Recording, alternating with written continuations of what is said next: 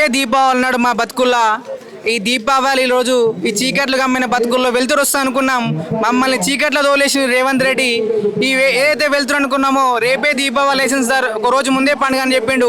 మాకు ఈ కారు చీకట్లు మా బతుకుల్లో కమ్ముతాయని ఈ రోజు ఇడికి వస్తామని మేమందరం ఇడికి రాలేదు. మా బతుకులు రోడ్డు మీద పడ్డాయి కాబట్టి మేము రోడ్డు మీదకి వచ్చినాం. కాబట్టి మేము ఇక్కడికి ఎవరు రాలేదు. మా బతుకులు రోడ్డు మీద వేసిండేనా కాబట్టి ఇక్కడికి వచ్చినాం. ప్రమాణం చేయించిండు, ఒట్టేసిండు, అమ్మ ఒట్టేసిండు, దేవుని ఒట్టేసిండు, ఈ ఒట్టు ఆ ఒట్టేసిండు. ఏంటి బతుకులు ఇవి? 50 రూపాయలు తినసరి కూలి ఎవడు పని చేస్తుంది? ఈ రోజు బీటెక్ గ్రాడ్యుయేట్స్ మేమందరం నువ్వు ఎగ్జామ్ పెట్టిన 60% మార్కులతో పాస్ అయినాం. 60% మార్కులతో పాస్ అయితే మాత్రమే మాకు ఛాయిస్ ఇచ్చినావు. మా డిగ్రీలో బీటెక్ లో ఎంపీసీ చేసి ఉండాలి, బీటెక్ ఎంపీసీ చేసి ఉండాలి, బీటెక్ సివిల్ చేసి ఉండాలి. 60 మార్కులతో పాస్ అయితే మాత్రం ఈ ఎగ్జామ్కి ఎలిజిబుల్.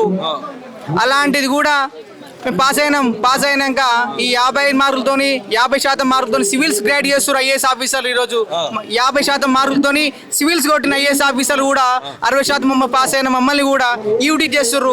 పేపర్లు చెత్తకుప్పుడు పడైపోయి అంటారు. ఒక మంత్రి అపాయింట్మెంట్ లేదు, ఏం లేదు. ఒక సర్వేయర్ అంటే వ్యవస్థలో ఈ ఒక సర్వేయర్ ఒక నిబద్ధత పనిచేస్తే ఒక గ్రామానికి రెవెన్యూ సర్వేర్ పెడితే ఈ రోజు ఏ పోలీస్ స్టేషన్ లో కూడా పంచాయతీ ఉండదు, ఏ రైతుకు పంచాయతీ ఉండదు, ఏ పాలి పంచాయతీలు ఉండయి, ఏ ఊర్లో పంచాయతీలు ఉండయి. ఒకవేళ సర్వేర్ కానీ మొత్తానికి మొత్తం వర్క్ చేస్తే ఈ రాజకీయ నాయకులు చిట్టాలు అక్రమ భూవస్తులు మొత్తం బయటపడతాయని చెప్పి వాళ్ళు మమ్మల్ని ఆపడం జరుగుతుంది. ఏ రాజకీయ నాయకులు అయితే మమ్మల్ని ఆపి ఈ వాళ్ళ చిట్టాలు, వాళ్ళ అక్రమార్జన భూములు, పోడు భూములు, ఇవన్నీ ఆ భూములు లెక్క వేస్తే వాళ్ళ అక్రమార్కులు, వాళ్ళ భూ కబ్జాలు బయటపడతాయని చెప్పి మమ్మల్ని ఈ భూ సర్వేలను, మా రెవెన్యూ సర్వేలను మమ్మల్ని తొక్కేస్తారు. ఈ విధంగా తొక్కేద్దాం, 50 రూపాయలు ఇద్దాం, 20 రూపాయలు ఇద్దాం, వాళ్ళే వెళ్ళిపోతారు అనుకుంటారు. బిడ్డ చెప్తున్నాం, మేము వెళ్ళిపోము, ముందుకు వస్తాం. ఒక్క అడుగు ముందు పడ్డది. ఈ రోజు 2000 మంది సభ పెట్టినాము.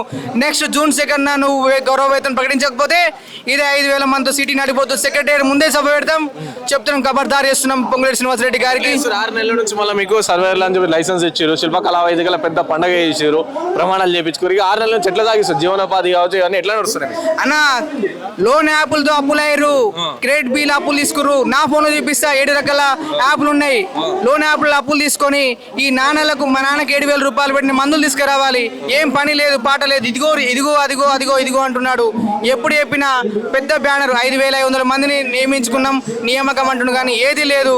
ఈ యాప్లలో అప్పుల్లో ఊరుకోవేరు, ఈ లోన్ యాప్లలో ఊరుకోపోయారు. సర్వేలు బీటెక్ చేసి నీకు 40,000 జీతం వచ్చేది ప్రైవేట్ జాబ్ చేసుకునే వ్యక్తిని ఈ గవర్నమెంట్ ఏం చేసింది? ఈ లైసెన్స్ సర్వేర్ ఇస్తున్నాము, ఇంత ఉపాధి దొరుకుతుంది, ఇంత గౌరవ వేతనం వస్తుందని చెప్తే మేము ఇందులోకి వచ్చినాము. ఉన్న జాబ్ పోయింది. ఈ రోజు నేను కాదు రోడ్డు మీద పడ్డది, నా ఫ్యామిలీ రోడ్డు మీద పడ్డది. నెక్స్ట్ మీటింగ్ ఈ యొక్క సర్వేలు కాదు, సర్వేలు భార్యలు, పిల్లలు, అమ్మలు, నాళ్ళందరూ ఏ ధర్నా చౌక్ మీదకి వస్తాం. ఎట్లా ఆపు నువ్వు గౌరవ వేతనం ప్రకటించకపోతే చూస్తాం నీ సంగతి. నువ్వా మేమే కాదు, మేము కూడా ఎమ్మెల్సీ పోటీ చేస్తాం. మేమందరం గ్రాడ్యుయేట్స్, మేము ఎమ్మెల్సీ పోటీ చేస్తాం. ఎమ్మెల్సీ పోటీ చేసి మా నుంచి కూడా సభ పంపిస్తాం. ఒకవేళ ఈ దగ్గర 60 మంది ఎమ్మెల్యే గెలిచినా మేము 60 మంది ఎమ్మెల్యేలు కానీ ఒక్కడు మాట్లాడలే అసెంబ్లీలో, బిడ్డ చెప్తున్నాం. మా నుంచి కూడా వస్తాడు మీ ఎమ్మెల్యే కానీ ఎమ్మెల్సీ కానీ, మా నుంచి కూడా వచ్చి మేము మాట్లాడతాం. మేము సభగా వస్తాం, తెలుసుకుందాం. ఇక్కడగా తెలుసుకున్నది మేము సభలో తెలుసుకుంటాం. చెప్తాం బిడ్డ మీ సంగతి ఏందో.